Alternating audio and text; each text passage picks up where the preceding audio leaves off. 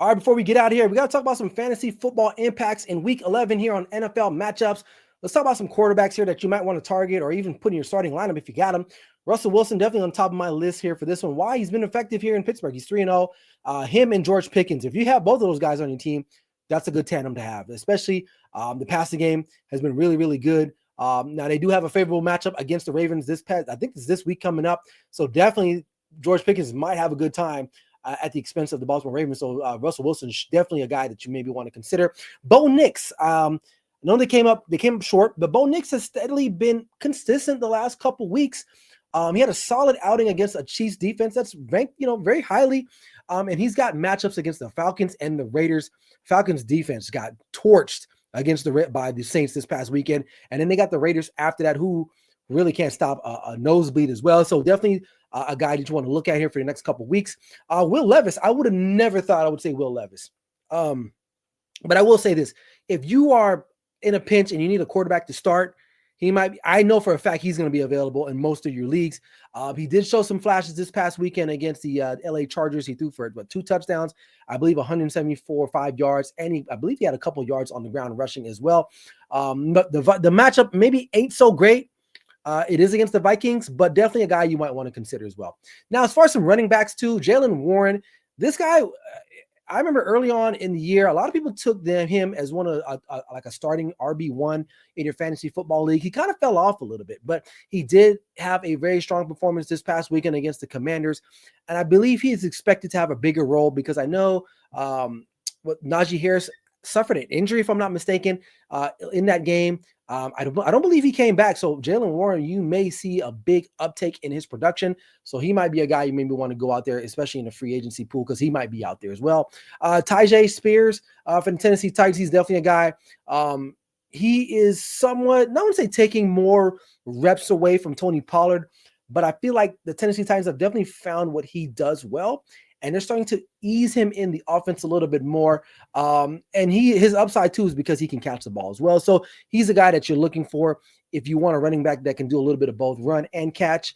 He's definitely a guy worth considering. Trey Benson from the Arizona Cardinals. James Conner is the guy there. But definitely this guy, Benson, has been effective in the Arizona Cardinals running game. But one thing I do like about him, like Spears, he can catch the football as well too. But keep in mind, James Conner is the guy there. There's no doubt. There's no doubt about that. But again, if you are in a pinch, you need a running back. He's the guy you want to look for. Gus Edwards for the Baltimore Ravens, I believe. He's a power back. I'm not Baltimore Ravens. Excuse me. The LA Chargers is definitely a guy you want to consider as well. For sure. Can split some time there in the backfield there for the Chargers. And here's an interesting one for the Denver Broncos. Audric Estime, I believe his name is. Now he stole a lot of reps from Javonte Williams this past weekend, which surprised me because I have Javonte Williams and I'm like, what are you doing? Why aren't he playing? But he definitely got a lot of touch. I believe he rushed for over 40-something yards on 15 carries. Didn't score, but definitely you can see something brewing there. So he might be a guy you may want to steal if you're in the waiver wire pickup business there. Definitely for him. He might see some more elevated play. Not sure reasons why. Maybe let me know in the comment section why you guys think that was a thing, why Javonte Williams wasn't getting as many touches, but let me know. Wide receivers, Quentin Johnston, coming off an injury, pretty good game. He did have a touchdown this past weekend for the Chargers against the Titans. He is a very healthy matchup, especially in the red zone. He's big, he's strong, he's tall, he can go and pinpoint those balls, and he's big. He can run those slants right across the middle into the end zone. He's definitely has explosive capability. And so I feel like he's worth going out and getting if you can get him somehow, or if you have him, start him. All right. Ricky Pearsall, the rookie wide receiver out of Florida. Really good game against the Buccaneers this past weekend. I believe he caught his first NFL touchdown pass, if I'm not mistaken. Now McCaffrey's back, right? Deebo Samuel's a little healthier. George Kittle's still there, right? Jawan Jennings is still a guy there too. But with Brandon Ayuk he's out for the rest of the year. Maybe Ricky Pearsall can kind of continue his ascension within this offense. So definitely a guy there you want to consider. And MVS, Marquez Valdez-Scantling. Wow, what a game he had this past weekend against the Atlanta Falcons at home for the Saints.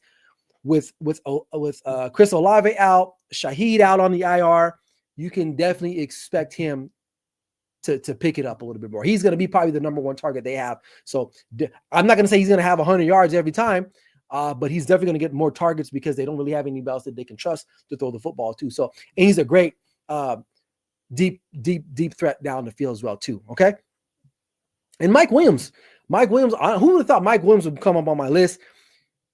Didn't work out for him in New York with the Jets. He's come to Pittsburgh where they needed another type of a big play type wide receiver because George Pickens is going to see a lot of double teams, a lot of coverage there. Mike Williams might be able to slide right in there with Mr. Unlimited at the helm there, Russell Wilson, and get some throws and get some targets worth going his way. He's definitely a guy you might want to consider as well. Tight ends are concerned. Will Dissly for the Seattle Seahawks.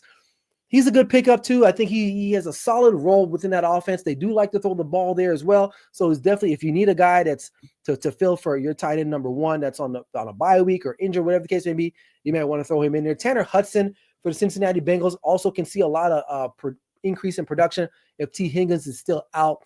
Jamar Chase can't do it all on his own. He's trying, right? He got 3 touchdowns the other night, 276 yards. He's trying all he can, but they definitely have to throw the ball to the tight end at some point. So he might be a guy you want to consider as well. And then Josh Oliver, but this one for the Minnesota Vikings.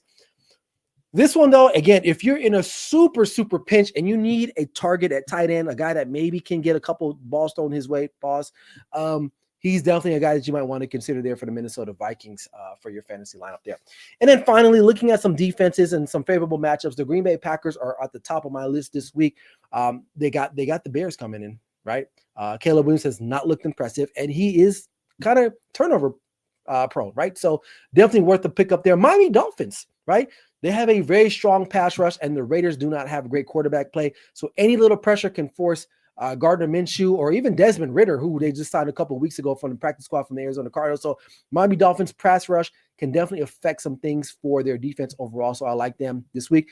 LA Rams, another team that can create pressure. They got Drake May coming in, or I believe they're going on. I forgot how it goes for them, but they are playing Drake May and the New England Patriots. And what do you do to young quarterbacks? You pressure them, and the Rams can do that, which and therefore cause some problems for him. You may get a turnover or two there. So I like them. And then the Saints. Very inspiring play last week against the Atlanta Falcons. They have a favorable matchup against Jameis Winston, their former teammate, who is turnover prone as well. Granted, he had that epiphany game against the Baltimore Ravens in his first start of the year as the Browns, but I think he maxed out there. So I think the Saints have a better chance. But I have them on the bottom of my list because they don't have Marshawn Lattimore anymore. But the matchup is a little bit favorable to them because I feel like Jameis Winston will cough that ball up a couple times there. So there you have it. Those are my fantasy football impacts for this week going into week 11. Let me know what you guys think in the comment section.